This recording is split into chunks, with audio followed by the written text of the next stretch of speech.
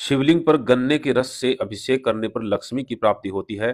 कुसा जल से अभिषेक करने पर रोग और दुखों से छुटकारा मिलता है। दही से अभिषेक करने पर पशुधन, भवन तथा वाहन की प्राप्ति होती है। शहद युक्त जल से अभिषेक करने पर धन वृद्धि होती है। तीर्थों के जल से अभिषेक करने पर मोक्ष की प्राप्ति होती है।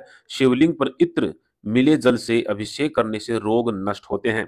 दूध से अभिषेक करने से पुत्र प्राप्ति होती है तथा मनोकामनाएं पूर्ण होती हैं। गंगा जल से अभिषेक करने से ज्वर रोग ठीक होता है और मोक्ष की प्राप्ति होती है। कच्चे दूध में चीनी मिलाकर अभिषेक करने से सद्बुद्धि की प्राप्ति होती है तथा साथ ही बुद्धि तेज होती है। घी से अभिषेक करने से वंश विस्तार होता है। सरसों के तेल से अभिषेक करने से रोग तथा शत्रुओं का नाश होता है। शुद्ध शहद से रुद्राभिषेक करने से पापों का नाश होता है और इस जानकारी को शेयर करने से महादेव की कृपा प्राप्त होती है। शिवलिंग पर किस पेड़ के पत्ते अर्पित करने से क्या लाभ मिलता है? नंबर 1 पे है पीपल के पत्ते। भगवान शिव को पीपल के पत्ते अर्पित करने से ग्रहों के दोष दूर होते हैं और धन लाभ होने की संभावनाएं बढ़ती हैं। नंबर 2 पे है अशोक के पत्ते। अशोक के पत्ते अर्पित करने से संतान से जुड़े कष्ट दूर होते हैं, साथ ही समाज में मान सम्मान की प्राप्ति होती है। नंबर 3 पे है बरगद के पत्ते। बरगद के पत्ते महादेव को अर्पित करने से वे मनुष्य की हर परेशानी से रक्षा करते हैं और दुर्घटनाओं से उनका बचाव भी करते हैं। नंबर 4 पे है आम के पत्ते। भगवान शिव को आम के पत्ते अर्पित करने से वे भक्तों का दुर्भाग्य भी दूर कर देते हैं, साथ ही धन लाभ की संभावनाएं भी बनती हैं। नंबर 5 पे है अनार के पत्ते। अनार के पत्ते भगवान शिव को अर्पित करने से व्यक्ति के दुख और तकलीफें दूर हो जाती है, साथ ही घर परिवार में सुख शांति बनी रहती है। नंबर 6 पे है विल्व पत्ते, यानी कि बेलपत्र के पत्ते। भगवान शिव को विल्व पत्र अर्पित करने से मनुष्य के सभी दुख दूर होते हैं और उसकी हर मनोकामना पूरी होती है। क्या आप जानते हैं कि शिवलिंग की आधी परिक्रमा ही क्यों की जाती है, पूरी परिक्रमा क्यों नहीं? दूसरी ओर शास्त्रों में दुर्गा जी की 1 परिक्रमा, गणेश जी की 3, विष्णु जी की 4 और सूर्य की 7 परिक्रमा करने का विधान बताया गया है।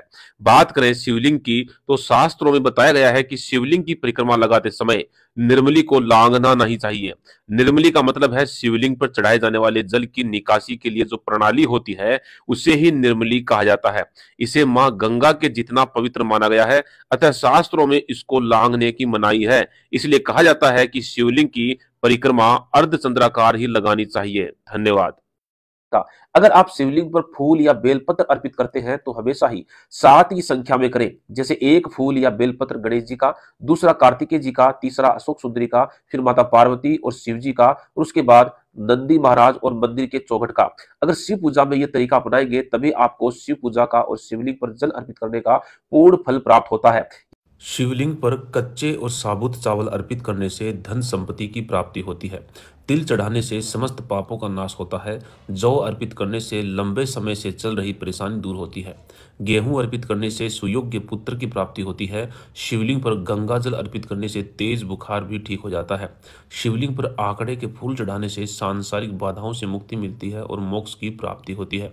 शिवलिंग पर शमी के पत्तों को चढ़ाने से सभी तरह के दुखों का नाश होता है और इस जानकारी को शेयर करने से महादेव की कृपा प्राप्त होती है।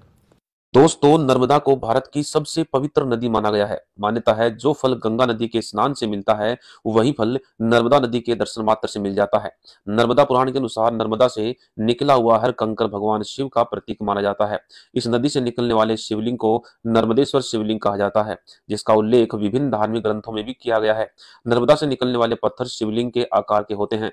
अगर वैज्ञानिकों का मत माना जाए तो यह सब प्राकृतिक क्रिया से होता है। नदी के तेज बहाव से पत्थर बहता है, टकराता है और उसके नुकीले कोने टूट जाते हैं और फिर शिवलिंग का आकार ले लेता है।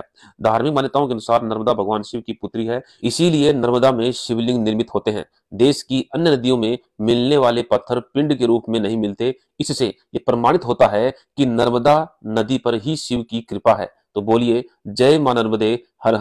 आप शिवलिंग पर पहले बेलपत्र अर्पित करते हैं, उसके बाद में जल चढ़ाते हैं, या पहले जल चढ़ा देते हैं बाद में बेलपत्र अर्पित करते हैं? ये दोनों ही अलग अलग कर्म हैं। बहुत से लोग सोचते हैं कि शिवलिंग पर पहले जल चढ़ाएं या फिर बेलपत्र।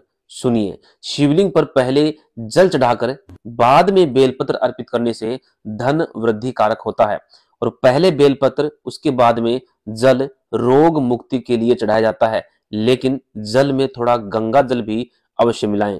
धन्यवाद। दोस्तों, अगर आपके ऊपर कर्जा हो गया है, धन प्राप्ति के रास्ते बंद हो चुके हैं, तो हर सोमवार शिवलिंग पर कमल का फूल अर्पित करना शुरू कर दीजिए। और अगर कमल का फूल ना मिले तो सोमवार के दिन कमल गट्टे के जल से शिवलिंग का अभिषेक करें, यानी कि जल से भरे हुए लोटे में एक कमल गट्टा डाल दें, उस जल से शिवलिंग का अभिषेक करें और चमत्कार स्वयं आप अपनी आंखों से देखें। और आपसे ये रिक्वेस्ट है कि हमारा चैनल जरूर सब्सक्राइब करें। धन्यवाद। देवादिदेव महादेव के बारे में 4 ऐसी बातें जो आपको जरूर पता होनी चाहिए। नंबर 1, कहा जाता है कि भगवान शिव के कोई माता पिता नहीं है। उनको अनादि कहा जाता है क्योंकि वे हमेशा से ही इस पृथ्वी पर थे। उनके जन्म की तिथि कहीं भी किसी भी शास्त्र में वर्णित नहीं है। नंबर 2, भगवान शिव के गले में जो सांप है उसका नाम वासुकी है, जो नागों का राजा है। भगवान शिव ने उसकी भक्ति से खुश होकर उसको अपने गले में स्थान दिया था। नंबर 3, कहा जाता है कि भगवान शिव के एक ही पुत्र थे और वो थे कार्तिकेय। भगवान गणेश की उत्पत्ति माता पार्वती ने अपने शरीर पे लगी हल्दी से एक पुतला बनाकर उसमें प्राण डाल दिए थे, इससे भगवान गणेश की उत्पत्ति हुई थी। नंबर 4, ऐसा कहा जाता है कि देवी देवताओं की मूर्ति टूट जाए या खंडित हो जाए तो उसकी पूजा नहीं की जाती, लेकिन शिवलिंग के टूट जाने के बाद भी उसकी पूजा की जा सकती है। शिवलिंग पर जल अर्पित करने का सही तरीका बहुत से लोग नहीं जानते। सिर्फ जल से भरा हुआ लोटा शिवलिंग पर डाल देने को जल अर्पित करना नहीं कहते और तभी ऐसी पूजा का कोई शुभ फल भी प्राप्त हमें नहीं होता। तो नोट कर लीजिए शिवलिंग पर जल अर्पित करने का सही तरीका।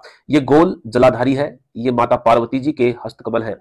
इसके ऊपर ये शिवलिंग है, इसमें शिव का स्थान है। ये 2 चरण है, इसमें सीधे हाथ की तरफ गणेश जी का और उल्टे हाथ की तरफ यानी कि गणेश जी के ठीक सामने कार्तिकेय जी का स्थान है।